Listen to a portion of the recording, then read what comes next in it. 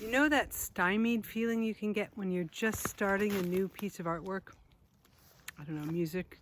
I don't know what you do, but you have an intention to make something and you want it to be good.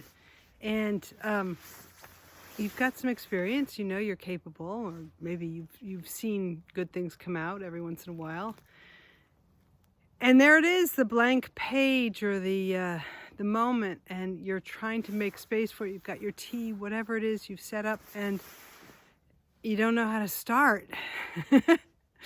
So I lead a co-working session, and you can find out about that on my blog. But I wanted to say, I started a new piece during my co-working session, and it was something that I said afterwards that others responded to and said, that was really key information for them to be thinking about, or it helped them to frame what it is that they do. So there's something about giving yourself permission to make something that's not all that good. And what I had said that I was so excited that I'd done, I got the board, I work in clay, I got the board, I got the canvas or the burlap on it, I set it up on an easel like a thing, and then I got to slam the clay onto it and shove it around. And it's a very, very physical activity, and oh my God, it's so fun. And I got all the way through that and into, I don't know what I'm doing. I don't know how to do this. And I shove the clay until I start to see something that is maybe interesting.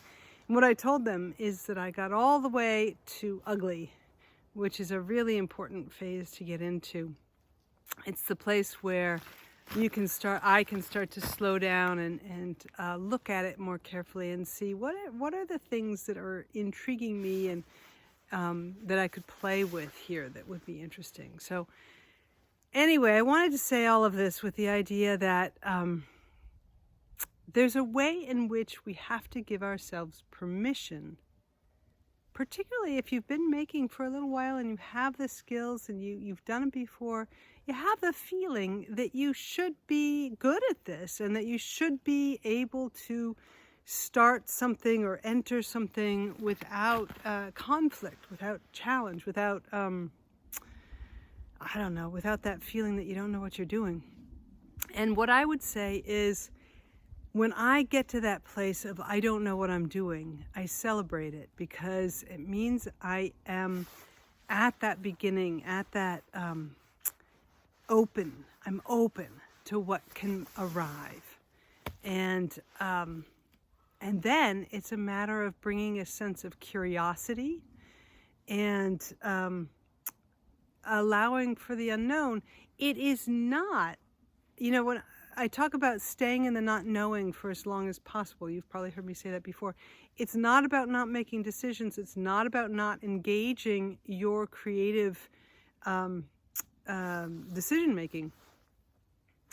It's about allowing yourself to be curious and to find things that are interesting to you, and start with some way that opens it up so that you can be in discovery mode. My mother, who's a painter, used to talk about making a mess so that she could start to find something in it. And that's pretty much what I do also. Sometimes faster, sometimes slower. Anyway, I hope this has been helpful to you. If you're interested in co-working, please look around on my blog or my website. There's information about it. I do it on Tuesday mornings at 9. And I'll have a link below.